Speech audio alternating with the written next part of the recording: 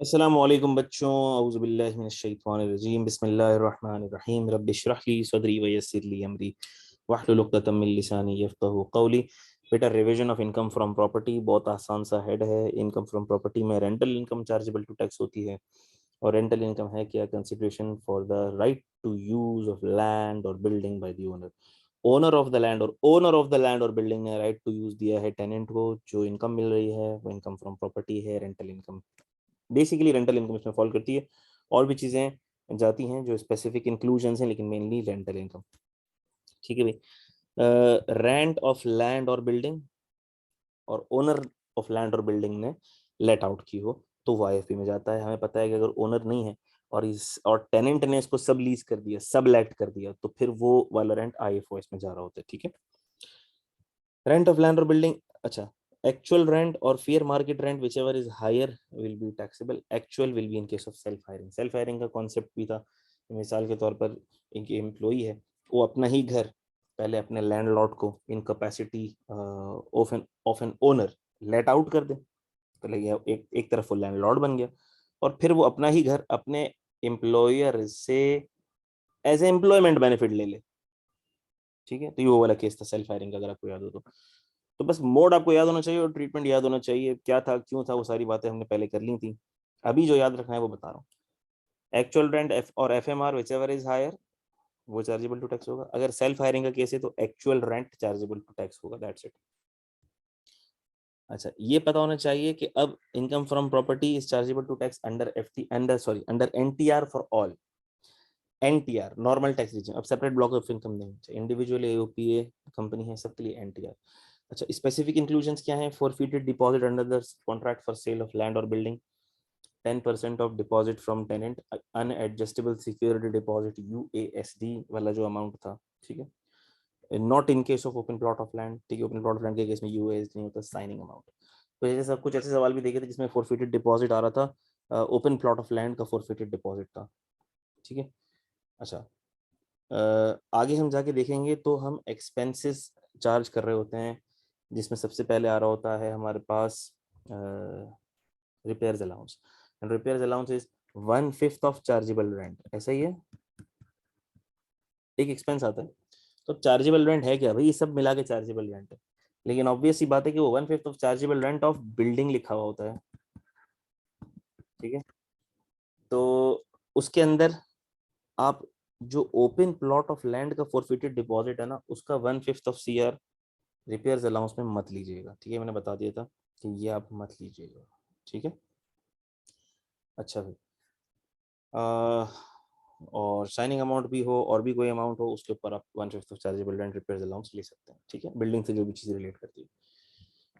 अच्छा भाई, basis of chargeability हमें पता है, income from property accrual basis पे चार्जेबल टू टैक्स होता है। साइनिंग अमाउंट रिसीट बेसिस पर मिल रही होती है, जब भी मिलेगी तभी टैक्सेबल होगी। एक एक्सपेंस आता है अनपेड रेंट, वो कब चार्जेबल टू टैक्स होगा? एक्सपेंस अलाउ हो गया, अब जब वो पैसे मिलेंगे तो फिर चार्जेबल टू टैक्स होता है, तो वो भी रिसीट बेसिस पर, मेनली अक्रूवल बेसिस। और इक्का दुक्का चीजें ऐसी हैं जो रिसीट बेसिस के ऊपर जा रही होती है। Exemption of an agricultural rent chargeable to tax नहीं होता, हमें पता है। एक्सक्लूजन फ्रॉम रेंट, रेंट में क्या क्या चीजें नहीं जाती हैं और हमें पता है ये सारी चीजें आईएफओएस में जारी होती हैं। Rent of building together with plant and machinery, amount included in rent. अच्छा, अगर किसी ने फैक्ट्री बिल्डिंग लेट आउट करती है प्लांट एंड मशीनरी के साथ, एग्जामिनर दे भी दे कि बिल्डिंग का रेंट ये है, मशीनरी का ये है, तब भी बिल्डिंग के रेंट को आईएफपी में नहीं ले जाओगे, इस पूरे को कहाँ ले जाओगे? आईएफओएस के अंदर। Amount for rent amenities utilities, जैसे मैंने बताया था, बिल्डिंग की मेंटेनेंस हो गई, मेंटेनेंस चार्जेस वगैरह जो लैंडलॉर्ड ले रहा होता है, वो लैंडलॉर्ड की आईएफपी नहीं होता, वो उसके आईएफओएस में जा रहा होता है, जिससे उसके खर्चे लेस होते हैं। रेंट फ्रॉम सब लीज ऑफ, अब किसी टेनेंट ने आगे सब लेट कर दिया, वो ओनर नहीं है, अब जो वो रेंट रिसीव करेगा तो रेंट फ्रॉम सब लीज है, ये भी जाएगा आईएफओएस में। अगर ऐसा कोई केस आ जाए कि किसी ने सबलेट कर दिया है और उसको सबलेट करके रेंट मिल रहा है, तो वो है उसकी इनकम फ्रॉम अदर सोर्सेज। उसमें से एक्सपेंस क्या लेस होगा? उसका जो एक्चुअल रेंट है वो उसका एक्सपेंस है, वो उसमें से लेस होगा। अगर उसी साल पे हुआ है तो, क्योंकि दो चीजें, आईएफओएस के खर्चे, आईएफओएस के अंदर अगर कोई चीज जाती है तो वो चार्जेबल टू टैक्स होती है under receipt and payment basis. ठीक है, ये बात जरूर याद रखना। मिसाल के तौर पर, छोटी सी बिल्कुल एक बात बता रहा हूं मैं, मिसाल के तौर पर, अब सबलेट करने पर जो रेंट रिसीव हो रहा है वो जाता है इनकम फ्रॉम अदर सोर्सेज में, वो चार्जेबल टू टैक्स होता है रिसीट बेसिस पे। तो अगर उसी साल उसने कोई रेंट पे किया है लैंडलॉर्ड को तो वो तो एक्सपेंस है। अगर उस साल नहीं किया है, एडवांस में पे किया हुआ है, तो अब वो एक्सपेंस अलाउ नहीं होगा। ठीक है, तो बस ये एक एडिशनल बात थी। मुश्किल ही एग्जामिनर इस तरह से पूछे, लेकिन मैंने कहा बता दूं आपको। अच्छा भाई, कंसीडरेशन फॉर, और ये भी हमें पता है पगड़ी वाला केस।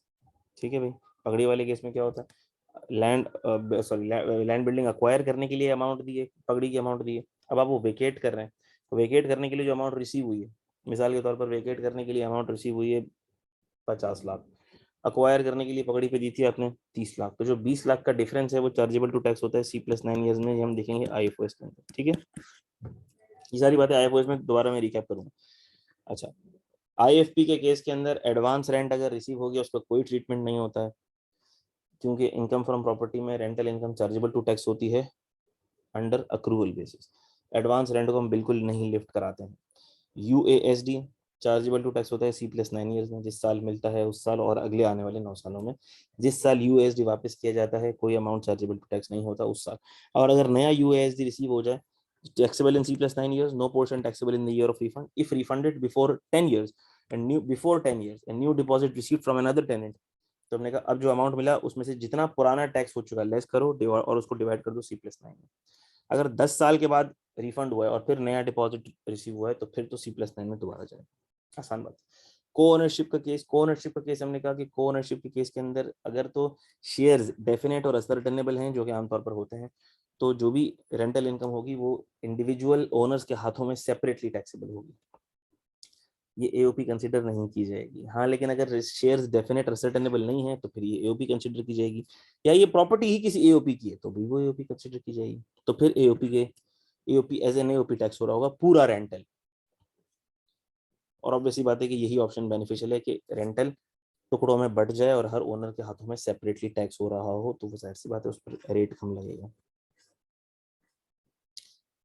अच्छा भाई, अलाउ एक्सपेंसेस क्या क्या लेस हो सकते हैं, तो हमने कहा इन शॉर्ट चार्जेबल रेंट में क्या क्या चीजें आ गई, rent of land building, forfeited deposit, contract of sale of land building, 10% USD signing amount. ठीक है, एक्सपेंसेस लेस हो सकते हैं जी बिल्कुल। Repairs allowance in respect of repairs to building equal to 1/5 of gross rent. ठीक है, बिल्डिंग से रिलेट जो करता हो, ओपन प्लॉट ऑफ लैंड के केस में नहीं होता, गलती मत करना। इंश्योरेंस बिल्डिंग वाला लेस हो सकता है, प्रॉपर्टी टैक्सेस लेस हो सकते हैं, ग्राउंड रेंट लेस हो सकता, मार्कअप वगैरह लेस हो सकता, अदर एक्सपेंसेस, ब्लैंकेट स्लॉट, जो भी इसके अलावा एक्सपेंसेस हैं जो प्रॉपर्टी से रिलेट करते हैं, क्या वो लेस हो सकते हैं जी लेस हो सकते हैं।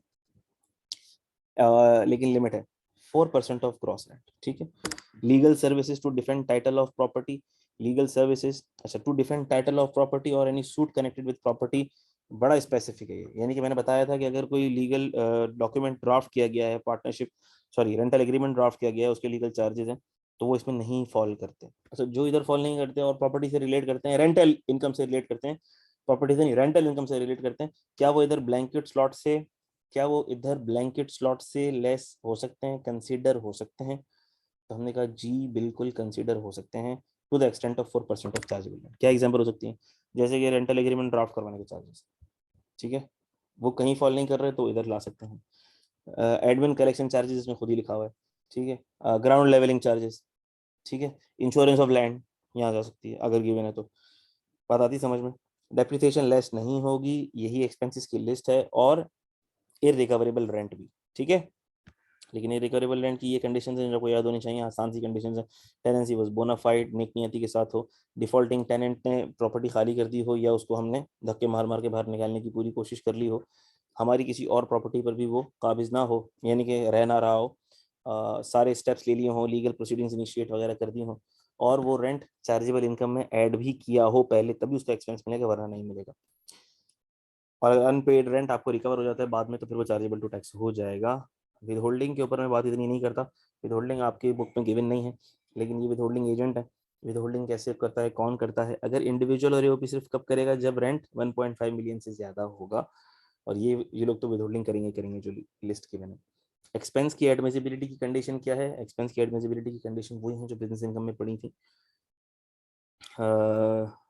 एक्सपेंस अक्रूवल बेस पे मिल गया, पेमेंट नहीं की, 3 सालों तक पेमेंट नहीं की, 4th सालों में चार्जेबल टू रिवर्स हो जाएगा, रिवर्स कर दिया जाएगा, यानी कि इनकम में ऐड कर दी जाएगी। सेक्शन 21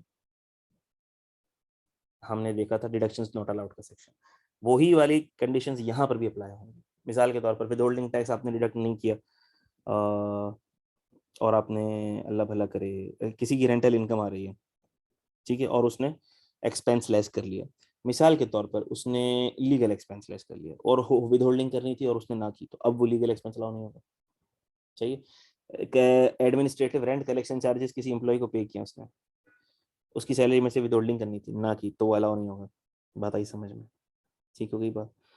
तो बेटा यही सारी बातें, उम्मीद करता हूँ कि ये हेड भी रिकैप हो गया होगा। बहुत आसान सा हेड है, इसमें कोई टेक्निकल चीज़ नहीं है, परेशान नहीं होना, टेंशन नहीं लेना। टेक केयर अबाउट, अल्लाह हाफिज़।